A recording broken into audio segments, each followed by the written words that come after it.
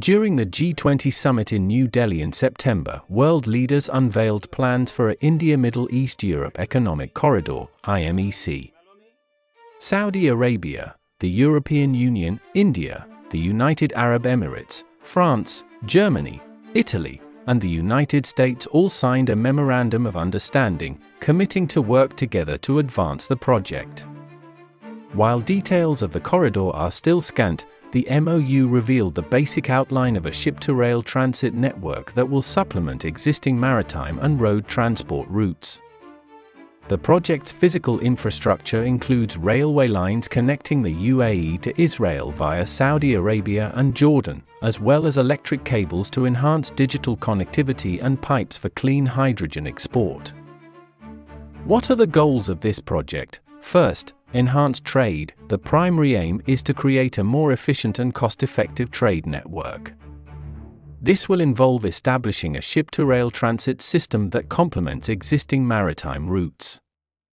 This could significantly increase trade volumes between India, Europe, and the Middle East. Second, regional integration. The IMEC goes beyond just trade. It aspires to foster broader economic cooperation across the three regions. This includes improving accessibility for trade, generating new business opportunities, and strengthening economic ties. Third, infrastructure development. To achieve the above goals, the IMEC focuses on developing a robust multimodal transportation network.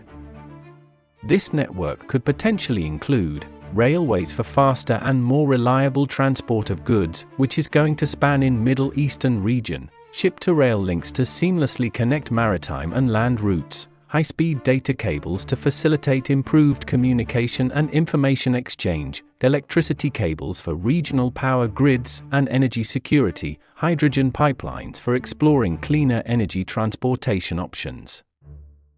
But let's see what is hydrogen fuel that is going to transport using these hydrogen pipeline. Although it rarely exists on its own on Earth, it can be produced using clean energy to split essentially inexhaustible water molecules, producing only oxygen as a byproduct. However, today's hydrogen is generated directly from fossil fuels, namely natural gas, coal, and oil, accounting for 96% of the fuel.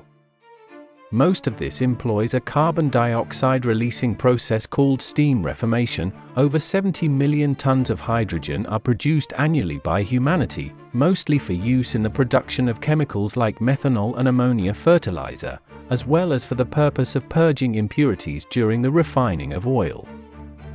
Advocates of hydrogen as a clean fuel believe that it will soon be essential for the decarbonization of other industries, such as heavy manufacturing, transportation, and aviation. Hydrogen acts as a chemical energy carrier, rather like oil or gas, that can be piped or transported to where it is needed.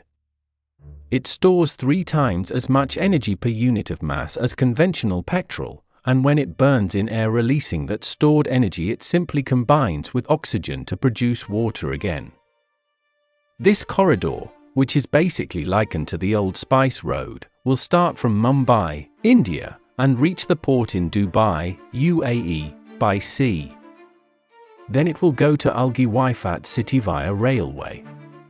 From there it will reach the city of Harad in Saudi Arabia and then on to Riyadh. It will then reach Jordan and from there to Haifa, a very important port city in Israel. From Israel, it will go again by sea to Piraeus port in Greece. At this point, the products will be transported to Europe using land transportation. One may argue that IMEC wants to compete with the Belt and Road Project, which was originally introduced in Kazakhstan in 2013 by Chinese President Xi Jinping. The announcement that Italy will participate in this corridor and leave the Belt and Road Initiative is noteworthy in this regard. However, attempts are underway to create a link between India and Europe via the aforementioned corridor. The Arabian Peninsula is intended to serve as the conduit for this link. There will be 2 distinct passageways in IMEC. India will be connected to the Arabian Gulf via the Eastern Corridor, while Europe would be connected to the Gulf through the northern route. In this perspective, it's also significant to note the decline in the importance of trade routes between Europe and Asia following the outbreak of the Russia-Ukraine war and the decline in trade volume along these corridors. Conversely, the objective of IMEC is to provide a substitute for the declining Belt and Road Initiative, as well as initiatives like BRICS and the Shanghai Cooperation Organization. Where is the funding for India Middle East Europe Economic Corridor going to come? The IGFA was signed on February 13, during the Prime Minister's visit to the UAE, according to a government statement after the cabinet announcement. The IGFA aims to enhance bilateral relations and to further strengthen the relations between the two countries in the ports, maritime, and logistics sectors. And Saudi Arabia has already committed to investing $20 billion, €18.4 billion, in IMEC, much of it on the rail network.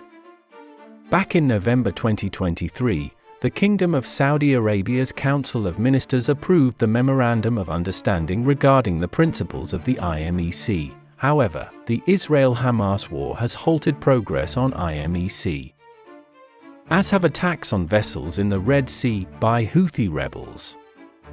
The project's future is now somewhat uncertain and is now tied to how the Israel-Hamas war develops, given the level of cooperation the project would require between Israel and its Arab neighbors. But they're going to cooperate because Arabs and Israelis have same understanding when it comes to Palestinian cause, which can be seen when Saudi and Egyptian denied the request of Palestinian refugees come in their country.